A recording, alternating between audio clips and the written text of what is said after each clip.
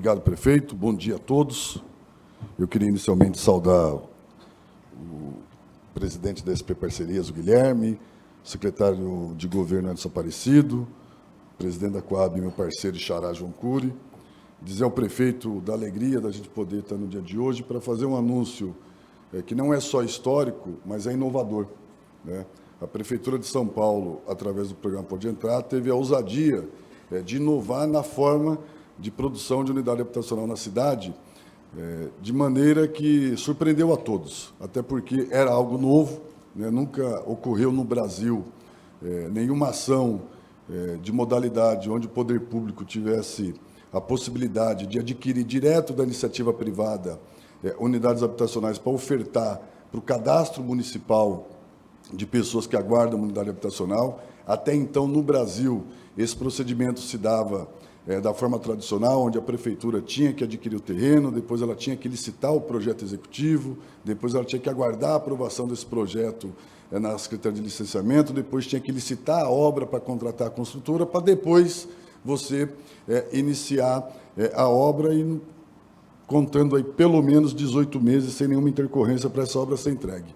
Isso fazia com que o município e o próprio país demorasse pelo menos 5 anos para entregar uma unidade habitacional para uma família que necessitava. Do ponto de vista da cidade de São Paulo, isso se tornou e se torna extremamente oneroso, haja visto que nós temos hoje, por exemplo, no auxílio aluguel, famílias que entraram em 2009, né, e que até hoje recebem auxílio aluguel da prefeitura, aguardando uma unidade habitacional, num custo que para nós hoje é algo em torno de 110 milhões de reais ao ano. Se você computar ao longo da história dos últimos anos quanto se gastou em auxílio aluguel e quanto poderia se construir em unidade habitacional se esse recurso fosse destinado para o fim objetivo da habitação, que é a entrega da unidade habitacional, a gente teria aí com certeza alguns bilhões de reais que deixaram de ser investidos na habitação para poder subsidiar e custear o auxílio aluguel.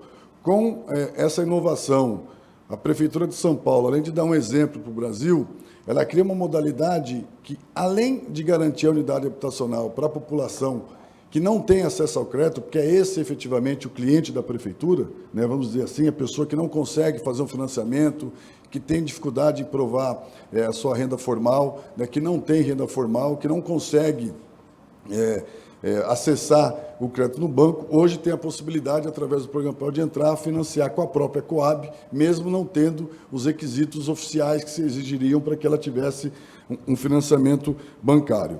E aí a Prefeitura consegue não só garantir a unidade habitacional, como ter uma reação em cadeia do ponto de vista produtivo da cidade, porque com isso a gente aquece a economia, né, a gente gera emprego, né, e a gente garante que um setor economicamente importantíssimo da cidade possa elevar os seus números de produção e, com isso, a cidade, inclusive, tem aumento na sua própria arrecadação. Então, é uma ação que não só entrega habitação, mas que cria uma série de novos elementos e agrega valores importantíssimos para a cidade do ponto de vista financeiro. Queria, aqui, prefeito, fazer, antes da gente apresentar o anúncio oficial, um agradecimento muito forte a todos os atores que participaram desse processo. Esse processo só foi possível graças a toda a equipe da SP Parcerias, a toda a equipe da Secretaria Municipal de Habitação, a toda a equipe da Coab, né, aos setores organizados das incorporadoras que também participaram desse debate e ao mercado imobiliário que teve uma reação extremamente positiva a esse novo modelo. Como já disse o prefeito aqui, nós tivemos uma oferta de 104 mil unidades habitacionais para que a Prefeitura pudesse adquirir essas unidades. Selecionamos hoje 38.870, porque era importante que a gente buscasse, dentro do chamamento, respeitar alguns requisitos importantes que esse chamamento foi feito. É importante lembrar que esse processo não foi um processo licitatório, né? Era um processo de convocação do mercado para que ele apresentasse para a cidade a possibilidade da cidade adquirir as suas unidades habitacionais. Então, a Prefeitura buscou, dentro desta modelagem, por ser uma modelagem nova, né, que nunca tinha ocorrido, trabalhar com uma forma que você pudesse garantir um número maior de unidades possíveis para aquisição. Como a perspectiva era que a gente adquirisse 40 mil unidades, a gente chegou muito próximo disso. E por que a gente não conseguiu chegar nas 40 mil e teve um número elevado de empresas que acabaram não sendo selecionadas nesse momento? Porque o edital tinha uma premissa fundamental, que era estabelecer os locais de compra.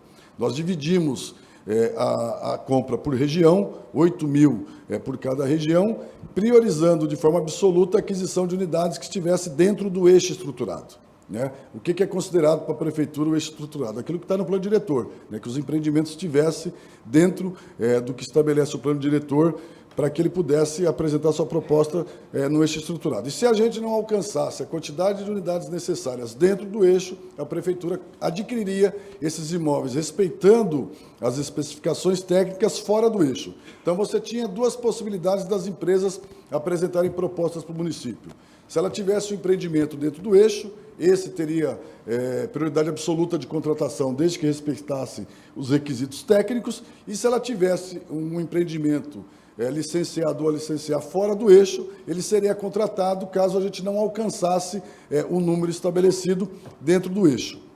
Nós tivemos um problema objetivo das empresas participantes, talvez isso por conta até da inovação, que um número extremamente significativo dessas empresas apresentaram para a Prefeitura uma proposta de aquisição de unidade habitacional dentro da planilha de preço do eixo estruturado, e ao ser feita a verificação pela Secretaria de Licenciamento, que é quem controla na Prefeitura essa sistemática, esses empreendimentos estão fora do eixo estruturado.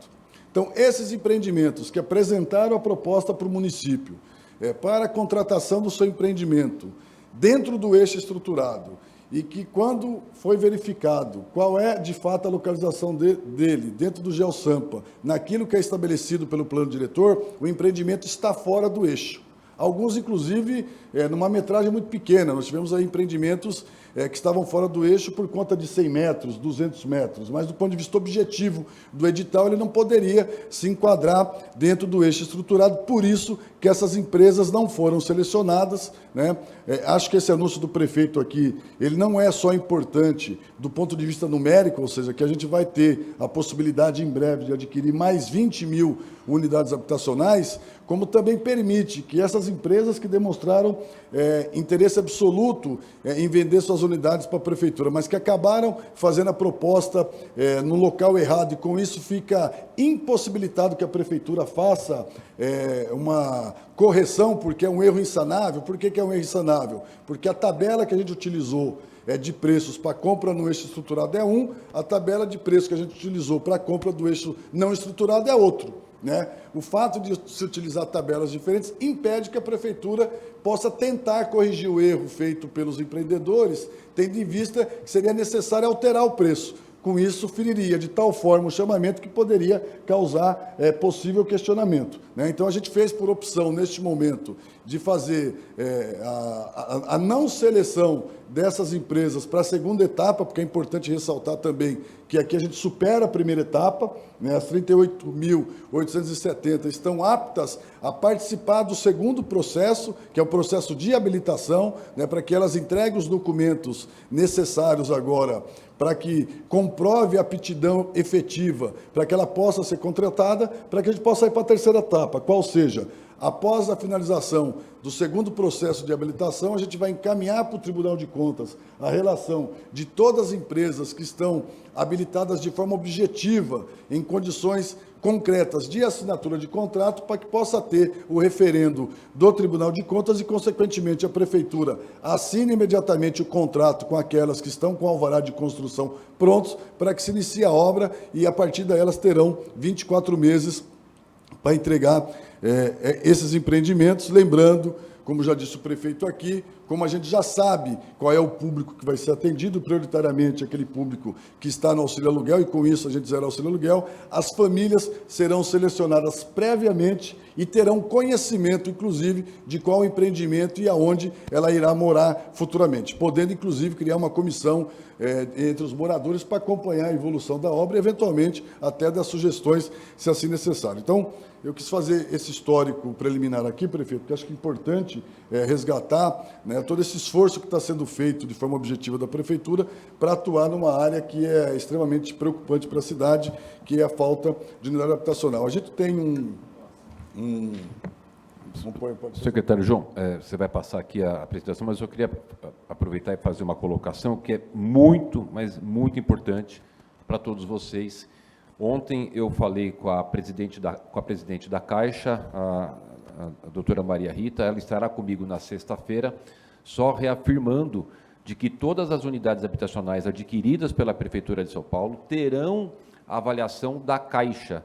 Todos sabem da competência, todos sabem da expertise, todos sabem da credibilidade da avaliação da Caixa Econômica Federal. Então, isso nos dá uma segurança muito importante para que todas essas aquisições elas tenham a avaliação da Caixa Econômica Federal. Portanto, a gente vai para um risco zero de, eventualmente, uma quantidade dessas de unidades, né? Então, ter mecanismos de controle é importante. A gente vai para o risco zero de, eventualmente, um imóvel que vale, sei lá, 190 mil, a gente paga em 190.100. Então, com a avaliação da Caixa, a gente fica tranquilo, nos dá uma tranquilidade para todos nós.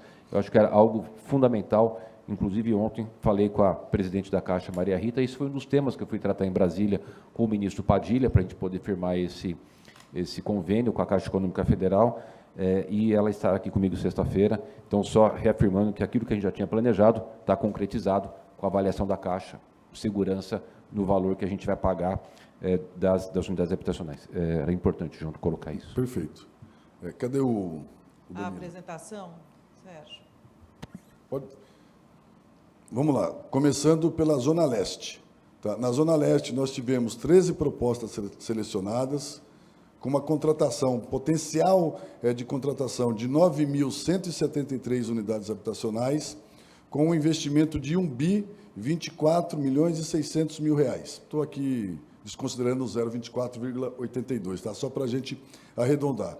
É importante dizer que o edital previa para a Zona Leste e para todas as outras regiões a contratação de 8 mil unidades, podendo, caso a gente não alcançasse em determinada região esse montante, utilizar, né, o que sobrou de uma região e passar para alguma região que a gente entendesse a necessidade de você ter um número um pouco maior de unidades, e aí a Zona Leste isso justifica por si só, né, de que é uma região importante, que tem um número significativo de pessoas aguardando unidades habitacionais. Então, nós chegamos aí no valor, numa quantidade de 9.173 unidades com este investimento. Segundo, aqui a gente precisa fazer uma correção, porque quando foi feita a planilha, ela foi feita levando em consideração o que a gente utilizou no centro. O lote 2 do centro, nós tivemos a apresentação, a seleção de apenas 1.017 unidades na região central, né? Então, a gente teve um número que já se esperava, até por conta das características da região central, bem abaixo das 8 mil que poderiam ser selecionadas e contratadas no centro. Aqui está dizendo em 7.739, porque nós utilizamos a sobra do centro para dividir para as outras regiões, né? Então, tem regiões, como apresentada já da Zona Leste, que está adquirindo uma parte do que seria comprado no centro para ser comprada na Zona Leste. Na hora que a nossa equipe fez a planilha, ela computou as unidades como se fosse do centro, mas, na verdade, no centro, as propostas que foram selecionadas nesse momento totalizam apenas 1.017 unidades, né? E o valor total do investimento está considerando as unidades que migraram para os outros lotes, como migrou aqui para a Zona Leste, também migrou para as outras regiões. Essa correção é importante para a gente não fazer confusão. Pode ir para o lote 3.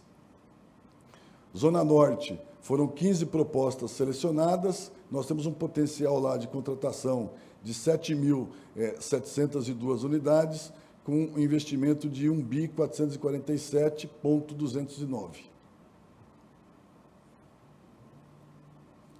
Lote 4, Zona Oeste, foram 22 propostas selecionadas, o potencial de 8.074 unidades, num investimento de 1 bi 679,933. Lote 5, Zona Sul, né, foi um total de 6.182 unidades selecionadas, com potencial de investimento de 1 bi 219,317, totalizando, neste primeiro momento, com este chamamento, né, um potencial de 70 propostas selecionadas, com a possibilidade de aquisição de 38.870, com investimento total de 6.035.924.199,62. Essas são as empresas que agora podem, de forma objetiva, passar para o segundo estágio. Amanhã sai a publicação no Diário Oficial com a relação de todas as empresas, o valor de todas as unidades por empreendimento, né, o total de custo para a prefeitura de cada empreendimento. Nós abrimos 5 dias de prazo de recurso para aquelas que participaram e que eventualmente entendam que tiveram algum prejuízo do ponto de vista da avaliação, para que a gente possa eventualmente avaliar esses recursos. Comitantemente a isso, as empresas selecionadas imediatamente vão ser convocadas a entregar os documentos necessários para a segunda fase, para que a gente possa encerrar a segunda fase e, com isso, encaminhar a lista das pré-contratadas para o Tribunal de Contas, para, a partir daí, a Prefeitura encerrar o processo, assinando os contratos e dando início de ordem de serviço para as obras, e, junto com isso, possivelmente, a gente já vai estar com esse novo chamamento nas ruas, porque o prefeito determinou que o chamamento seja publicado o mais rápido possível. Então, acho que é isso, e aí, prefeito, fica aí vocês decidirem qual vai ser a continuidade.